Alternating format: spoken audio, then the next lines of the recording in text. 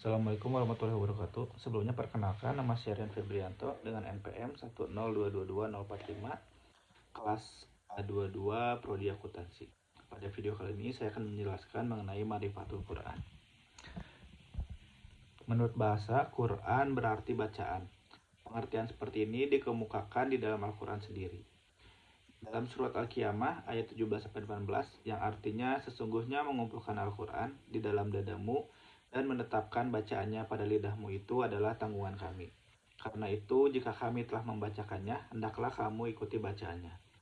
Al-Quran adalah kalamullah, firman Allah Ta'ala. Ia bukanlah kata-kata manusia, bukan pula kata-kata jin, syaitan, ataupun malaikat. Ia sama sekali bukan berasal dari pikiran makhluk, bukan syair dan bukan sihir. Bukan pula produk kontemplasi atau hasil pemikiran filsafat manusia. Al-Quran adalah mukjizat terbesar Nabi Muhammad SAW. Kemujizatannya itu diantaranya terletak pada falsafah dan balaghah, keindahan, susunan, dan gaya bahasanya yang tidak ada tandingannya. Karena gaya bahasa yang demikian itulah Umar bin Khattab masuk Islam setelah mendengar Al-Quran awal surat At-Toha yang dibaca oleh adiknya Fatimah. Al-Quran diturunkan Allah Subhanahu wa Ta'ala kepada Nabi Muhammad SAW dengan berbagai cara. Yang pertama berupa impian yang baik waktu beliau tidur. Yang kedua, kadang-kadang malaikat membawa wahyu itu menampakkan dirinya dalam bentuk yang asli, bentuk malaikat, lalu mewahyukan firman Allah kepada beliau. Yang ketiga, kadang-kadang wahyu itu merupakan bunyi genta. Yang keempat, kadang-kadang wahyu itu datang tidak dengan perantara malaikat, melainkan diterima langsung oleh hadirat Allah sendiri. Dan yang terakhir, sekali wahyu itu beliau terima di atas langit. Yang ketujuh, langsung dari hadirat Allah sendiri. Al-Quran dalam mushaf-mushaf. Al-Quran ditulis dalam mushaf-mushaf dan disampaikan kepada kita secara mutawir, sehingga terpelihara keasliannya. Berikut ini sekilas sejarah pemeliharaan Al-Quran sejak masa Nabi hingga pembukuannya seperti sekarang. Yang pertama, pemeliharaan Al-Quran pada masa Nabi. Al-Quran diturunkan secara berangsur-angsur kepada Nabi Muhammad SAW dalam masa 22 tahun, 2 bulan, 22 hari. Setiap ada ayat yang diturunkan, Nabi segera menyuruh kepada para sahabat untuk menghafal dan menuliskannya di batu, kulit binatang, pelepah tamar, dan apa saja yang dapat dipakai untuk ditulis. Yang kedua, pemeliharaan Al-Quran pada masa Khulafaur Rasyidin. Berdasarkan usulan Umar bin Khattab, pada masa pemerintahan Abu Bakar diadakanlah proyek pengumpulan Al-Quran. Hal ini dilatar belakangi oleh peristiwa gugurnya 70 orang penghafal Al-Quran dalam Perang Yamamah. Zaid bin Syabit ditugaskan untuk melakukan pekerjaan tersebut. Ia kemudian mengumpulkan tulisan Al-Quran dari daun, pelepah kurma, batu, tanah keras, tulang unta atau kambing, dan dari sahabat-sahabat yang hafal Al-Quran. Bulan Ramadan adalah bulan yang di dalamnya diturunkan Al-Quran sebagai petunjuk bagi manusia, dan penjelasan-penjelasan mengenai petunjuk itu serta pembeda.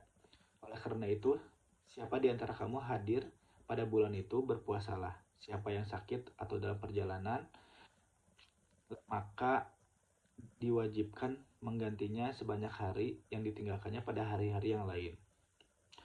Allah menghendaki kemudahan bagimu dan tidak menghendaki kesukaran. Hendaklah kamu mencukupkan bilangannya dan mengagungkan Allah atas petunjuknya yang diberikan kepadamu agar kamu bersyukur.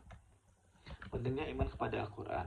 Iman kepada Al-Quran berarti meyakini bahwa Al-Quran adalah wahyu Allah Subhanahu wa Ta'ala yang diturunkan kepada Nabi Muhammad SAW.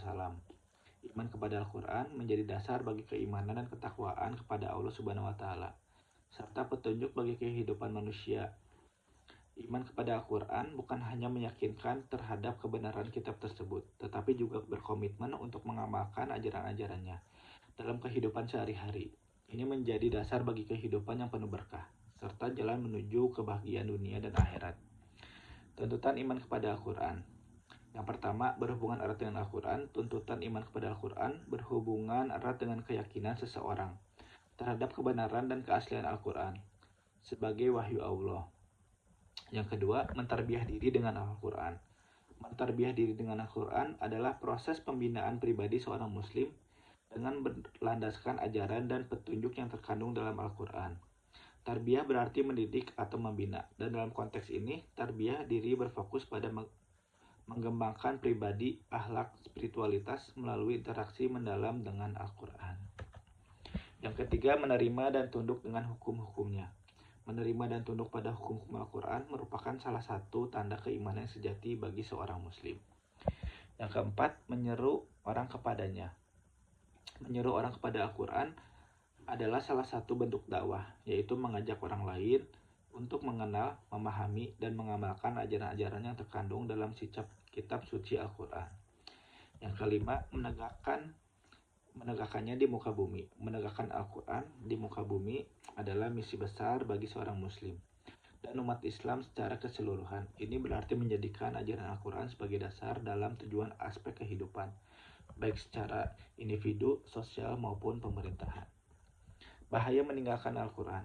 Menurut ajaran Islam, Al-Quran adalah petunjuk dan sumber hukum utama yang diturunkan oleh Allah Subhanahu wa Ta'ala untuk membimbing manusia menuju jalan yang benar. Ketika seseorang atau suatu kelompok mengabaikan Al-Quran, maka mereka beresiko terjerumus dalam kesesatan, kehilangan nilai-nilai moral, dan mengalami kehampaan spiritual. Berikut adalah bahaya meninggalkan Al-Quran, diantaranya yang pertama, kehilangan petunjuk hidup yang benar. Yang kedua, menjadi teman setan. Yang ketiga, terjerumus dalam dosa dan kesesatan. Yang keempat, kehilangan ketenangan jiwa. Yang kelima, penyesalan di akhirat. Yang keenam, terputus dari rahmat dan perlindungan Allah Subhanahu wa Ta'ala. Dan terakhir, tidak dikenal oleh Rasulullah SAW pada hari kiamat. Bentuk azab terhadap Al-Quran. Yang pertama, ada khusus niat dan baik.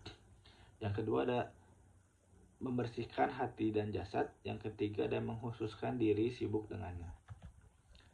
Husnul talaki atau membaguskan dalam membaca Al-Quran. Yang pertama, biqalbil hashi, dengan hati yang khusyuk. Yang kedua, bita azim, disertai pengagungan. Dan yang terakhir ada tanfiz, atau untuk melaksanakannya. Al-iltifatu ilal ahdafil asyahiyah, atau berorientasi kepada tujuan asasi Al-Quran. Yang pertama, ada petunjuk menuju kepada Allah. Yang kedua, membentuk pribadi Islam. Yang ketiga, ada membimbing dan memandu manusia. Yang keempat, ada membentuk masyarakat Islam, yaitu masyarakat dakwah yang menegakkan nilai-nilai iman. Memanfaatkan penghalang Al-Quran. Quran tidak hanya sebagai petunjuk kehidupan, tetapi juga bisa menjadi pelindung bagi mereka yang menjadikannya pegangan hidup dan berpegang teguh pada ajarannya. Dengan berpegang pada Al-Quran, seseorang dapat menjaga diri dari hal-hal yang merugikan baik secara fisik, mental, maupun spiritual. Contoh memanfaatkan Al-Quran sebagai penghalang. Yang pertama, membaca Al-Quran ketika merasa cemas atau takut. Yang kedua, mengamalkan Al-Quran dalam bertindak. Yang ketiga, membaca surat-surat tertentu. Rasulullah SAW mengajarkan membaca surat Al-Falaq, Al-Ikhlas, dan Anas untuk melindungi diri dari gangguan setan dan berbagai bentuk kejahatan. Mungkin cukup sekian penjelasan dari saya. Terima kasih. Assalamualaikum warahmatullahi wabarakatuh.